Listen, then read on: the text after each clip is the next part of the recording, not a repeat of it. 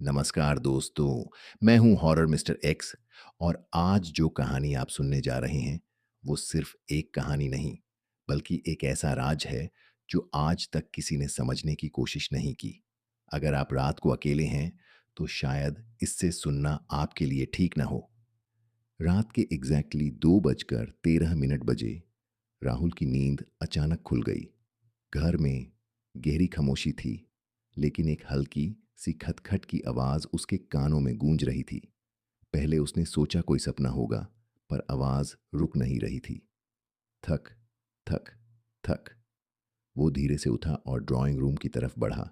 हर कदम के साथ उसका दिल तेज धड़क रहा था। आवाज सीधी उस पुराने स्टोर रूम से आ रही थी, वही कमरा जिसे उसने कभी खोला तक नहीं।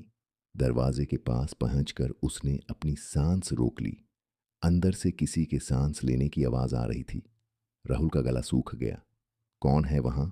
उसने धीमी कांपते हुए आवाज में पूछा। एक पल के लिए सब कुछ बिल्कुल चुप हो गया। फिर अंदर से एक आवाज आई, लेकिन वो आवाज किसी और की नहीं, बिल्कुल राहुल की ही थी। मैं तू हूं। राहुल के पैरों तले जमीन खिसक गई। उसने दार के मारे पीछे हटना चाहा, पर जैसे कोई ऊस खींच रहा हो।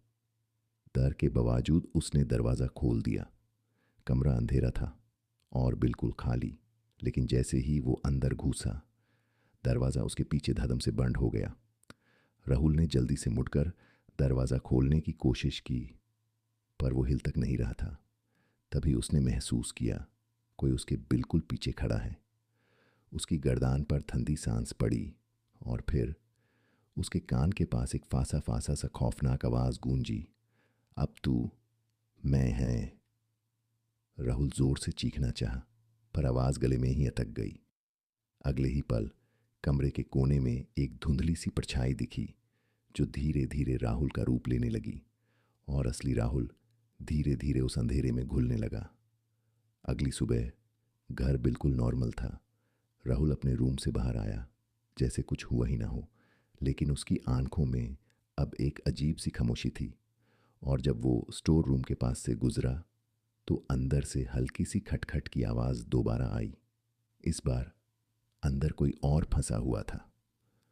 दोस्तों, कुछ दरवाजे कभी नहीं खोलने चाहिए, क्योंकि हर दरवाजे के पीछे सच नहीं होता। कभी कभी आप खुद होते हैं। मैं हूं हॉरर मिस्टर एक्स। फिर मिलेंगे एक और कहानी के साथ। तब तक अंधेरे से दूर रहिए।